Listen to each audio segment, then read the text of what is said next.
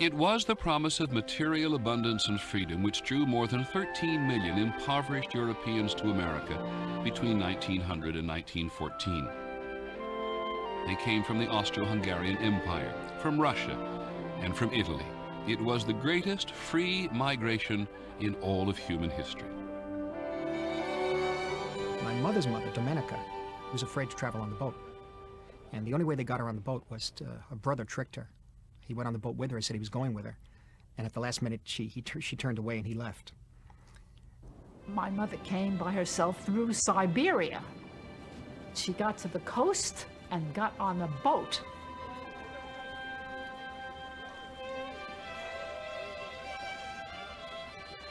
They were just sitting on the deck, hordes of people huddled over their possessions, which consisted of old pillows with feathers and the few pieces of silverware tucked in there and stuff like that, the candlesticks, and sleeping on the deck with one another, next to one another, to keep oneself warm. It took weeks and weeks and weeks. It took ages. When I crossed the ocean, I never saw such waves in my life. I never knew an ocean existed.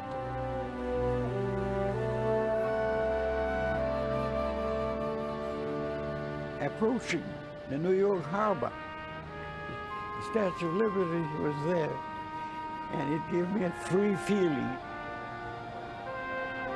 of liberty, a feeling of a new nation, a feeling of a new hope for a beautiful life.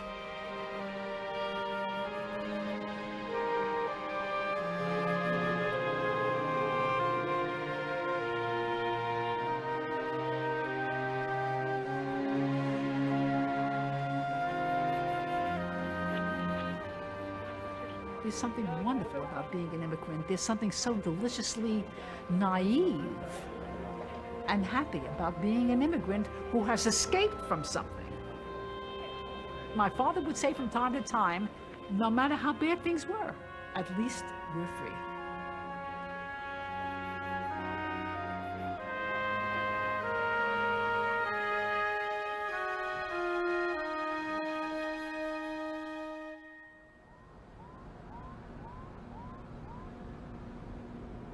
In Pittsburgh, Pennsylvania, it was said prosperity was measured by the thickness of the soot in the air.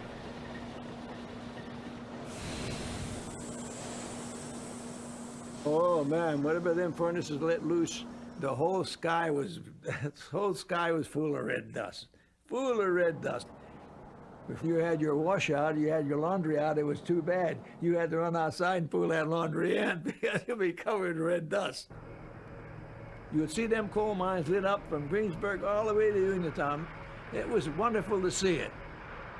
Relentless production in Pittsburgh's steel mills, foundries, and coal mines attracted an enormous number of immigrants and poor whites and blacks from the rural South. It was their labor which fed the furnace of industrial America. You had to pick everything up. You had to move everything by hand. No lunch breaks of any kind.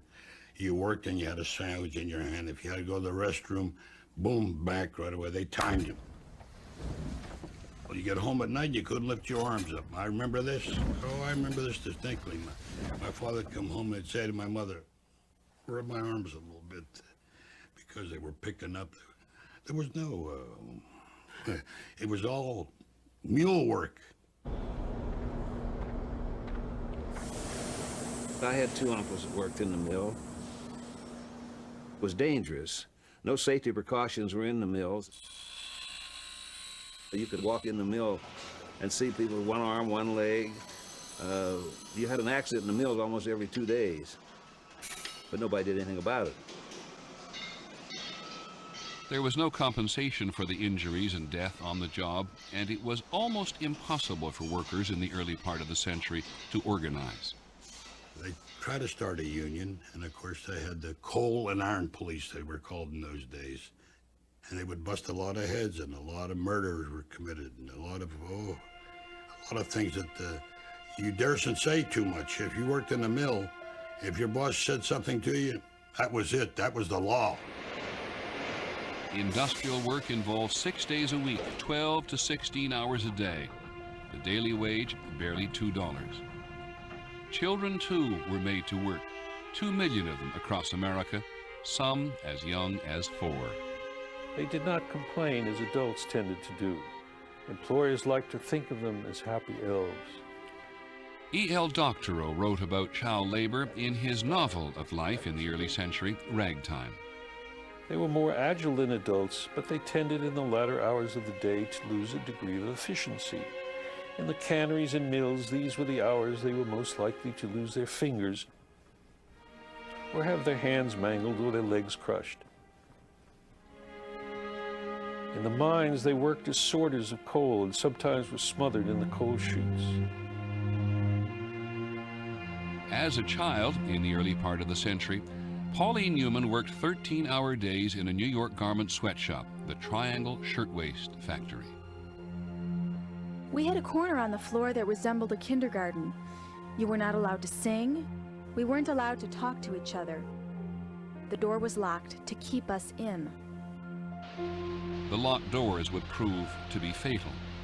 On March the 25th, 1911, fire broke out at the factory with an exit door locked on the 9th floor.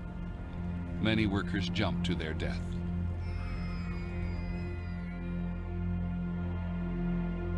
I was 11, and I remember all of a sudden all of East New York went crazy because the kids were running around with the newspapers hollering extra that all these people had died in that fire.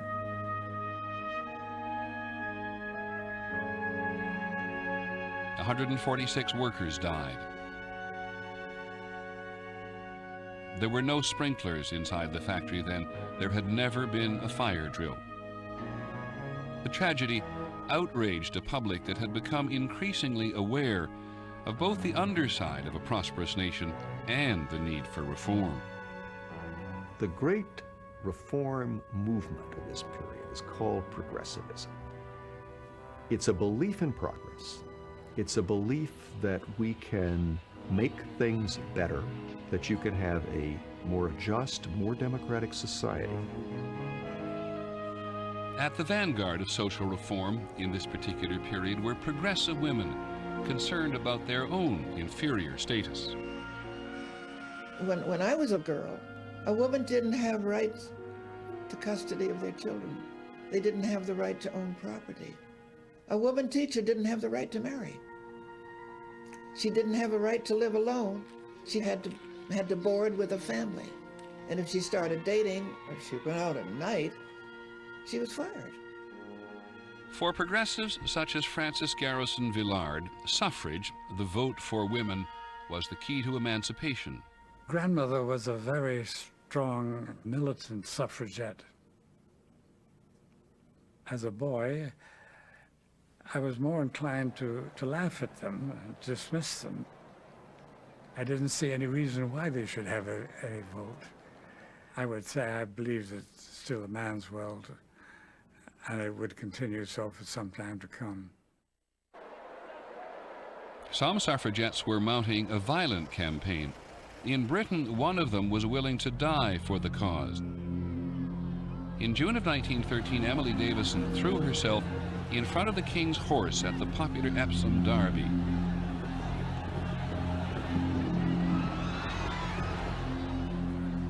She died with the inscription, "Votes for Women," sewn into her coat. That kind of sacrifice inspired American suffragettes to intensify their campaign. The right to vote would also prove elusive for America's 9 million blacks. Black men could vote in theory, but in fact most were barred by white intimidation, poll taxes, and literacy tests. 85% of black Americans lived in poverty in the southern United States, segregated from whites by so-called Jim Crow laws, laws upheld by the Supreme Court that all but wiped out the freedom and equality once promised by emancipation. It is the complete denial of the American dream. They cannot go to the same schools with whites. They can't drink from the same drinking fountains. They cannot sit in the same part of a streetcar or in the same cars on a railroad. It's a horrible time. White politicians compete with each other in the South for being more, at least verbally, violent toward African Americans, and in many cases are encouraging or at least abetting actual violence. They were lynching blacks for hardly a week. There's 2 or 3 blacks didn't get lynched or burned at the stake. I don't know whether you heard that or not. You ever hear of any black people being burned at the stake? Well, that's what happened. I lived in those days. The most prominent black leader at the turn of the century, Booker T. Washington, accepted the notion of separateness. He asked blacks to better themselves through work and vocational training. From whites, he asked for help, not equality. Booker T. Washington was born a slave, called his autobiography Up From Slavery. This is a man who has pulled himself up by his own bootstraps. And he takes the perspective that it would be foolish to challenge what's being done to them too soon and too openly. But there would be a challenge. In 1905, the black intellectual W.E.B. Du Bois urged a new struggle for full political and social equality. Entrenched resistance to such change would make civil rights, as Du Bois predicted, the major social issue in American life for the rest of the century.